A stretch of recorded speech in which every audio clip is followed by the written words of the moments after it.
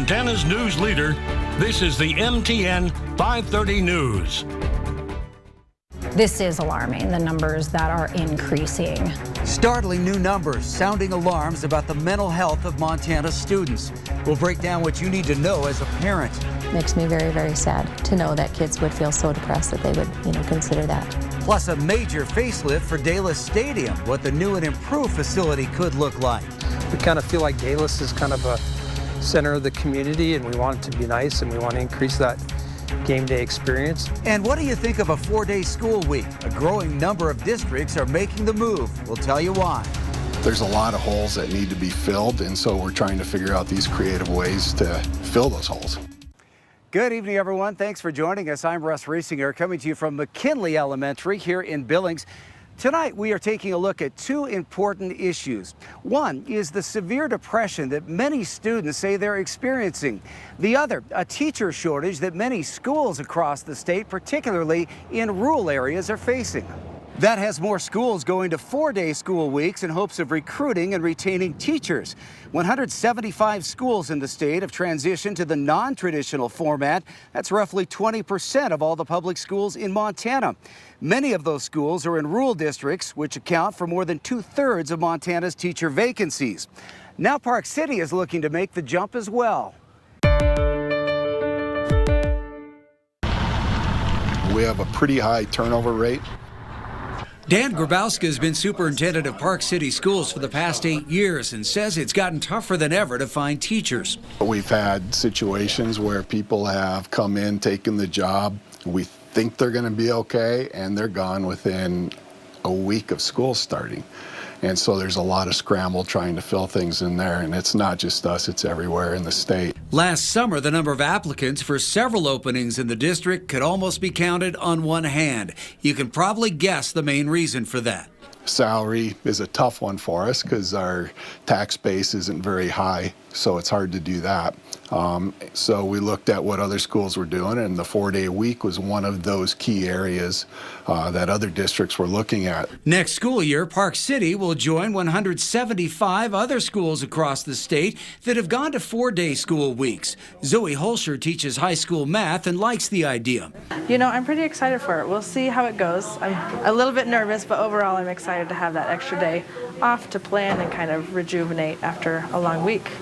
It will mean longer school days for students in the classroom from 8 until just after 4, but they'll get a 3-day weekend every weekend. I think trying to squeeze an extra whole day into 10 or 15 minutes during a class period is going to be a little bit challenging. I think some of the kids are worried about the long school days, but I think once they get adjusted to it, they'll be fine. It's just a matter of that change initially. The superintendent says the district has worked hard to support its teachers and keep them, and is already seeing some encouraging signs that the 4-day school week will bring in more applications. It's already bumped up quite a bit with that 4-day week on my job my job ads. It's picked up quite a bit. I've got a real nice pool right now to select from, so that's been a plus. Grabowska says he'd like to see more done on the state level to make Montana's teachers' salaries more competitive with other states. The 4-day week will mean new child care challenges for some parents, but the superintendent thinks it is the best way for now to attract new teachers. Let's try it for a year and see what happens.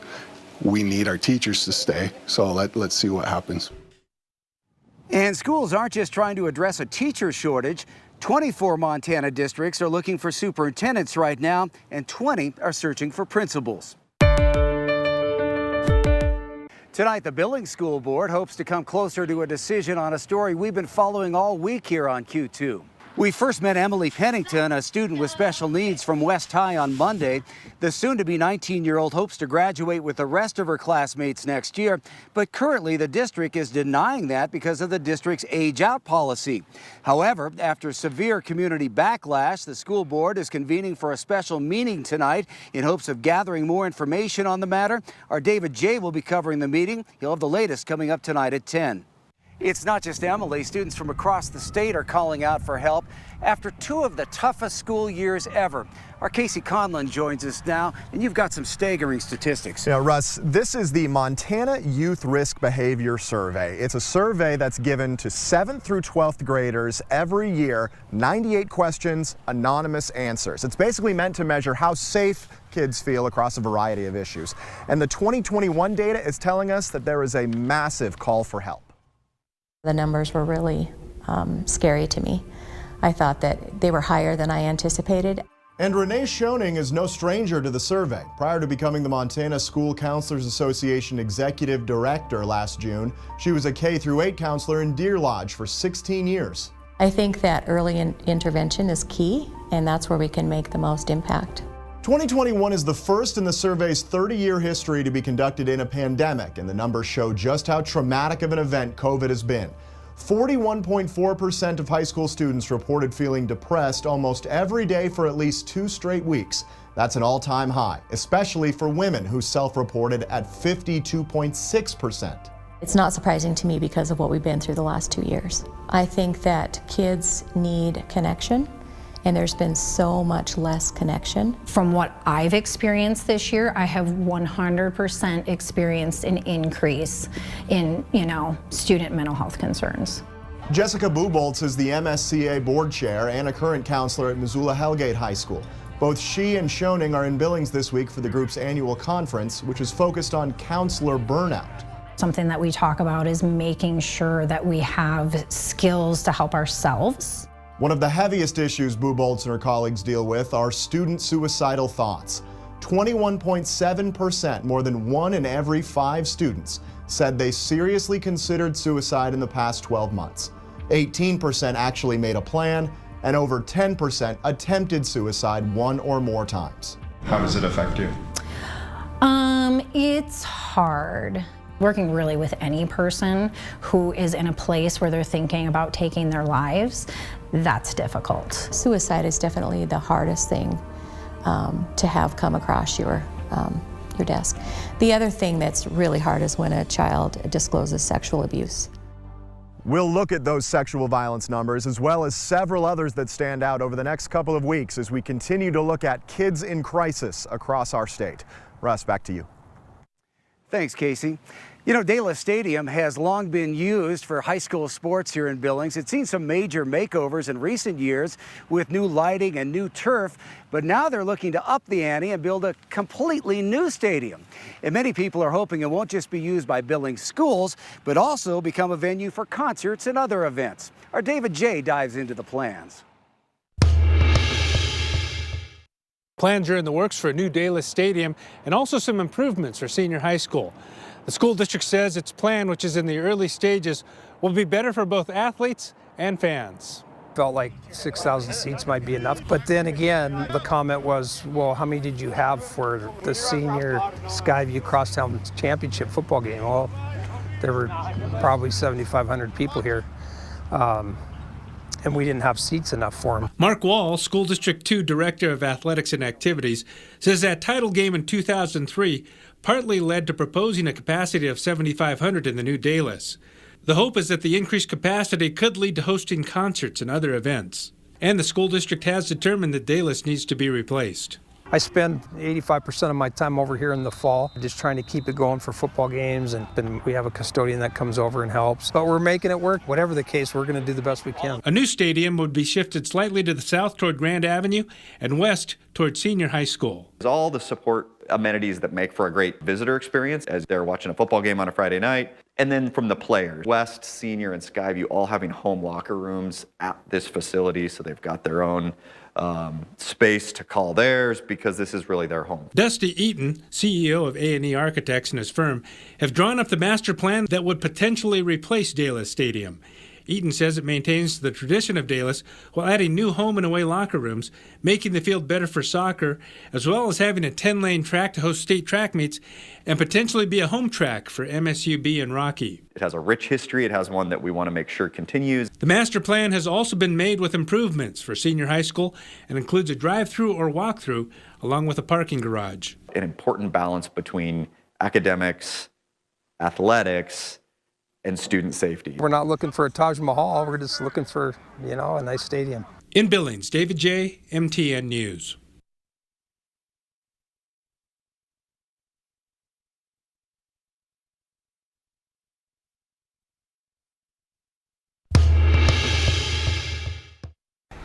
We'll have more from here a little bit later, but right now we want to send it back to the Q2 studio and Alina Howder for a look at some of the other stories making news today. Thanks, Russ. We're learning new details tonight about a Monday morning house fire in Billings. A 66-year-old man who was inside the burning home has now passed away. Edward Rykowski died Tuesday after being taken to a hospital out of state to be treated for his injuries. The fire started right around 2 a.m. Monday on the 2500 block of Kimball Drive. Several neighbors say they awoke to the sound of fire trucks. A friend here that was staying the night, and he told me that when he came out that he noticed that the mattress was smoldering and there was cops everywhere, and the fire department brought the mattress out of the trailer. Smoldering is what I heard. Investigators are still working to determine the cause of the fire, but do not suspect foul play. Coca-Cola will soon be opening a new plant right here in Billings. Our Matthew Hidalgo was at the groundbreaking event this afternoon and has the story. Coca-Cola High Country has long had a warehouse in Billings, but nothing anywhere near the scale of what's coming. Just like that, dreams became reality as Coca-Cola broke ground on a new manufacturing and distribution facility on Billings West End. You know, this will be, for our company, which is a family-owned company, our biggest investment to date. The new facility will include 60,000 square feet of warehouse space, a 20,000 square foot truck bay, and 80,000 square feet of manufacturing space, representing a nearly $50 million investment. The company has had a warehouse on 1st Avenue South in Billings since 1959, serving as a distribution point for Coke products manufactured in South Dakota. Now, that manufacturing will happen here, creating upwards of 50+ new jobs.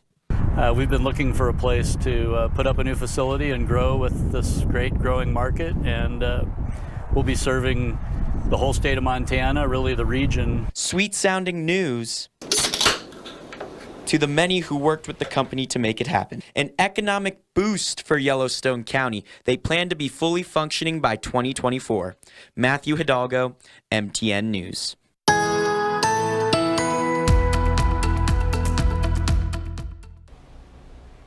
A big thank you to all the viewers who sent in terrific pictures of the northern lights from last night. We've been talking about it the last few days. We had a huge amount of energy that came from the sun, collided with the Earth's atmosphere, and it energizes the particles in the thermosphere about 300, 600 miles up above the Earth's surface. Where you see greens and yellows, that means that it's starting to light up oxygen atoms, and where you see those brilliant reds and the pinks and the blues, that's nitrogen atoms that are being illuminated in the night sky. It was just a beautiful display, and one that we don't get to often see with this brilliant of colors. So thanks for your pictures. A look at the forecast details coming up in just a few minutes.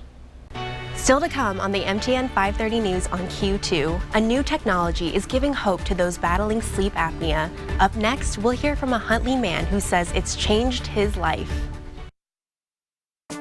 From Montana's news leader, you're watching the MTN 530 News.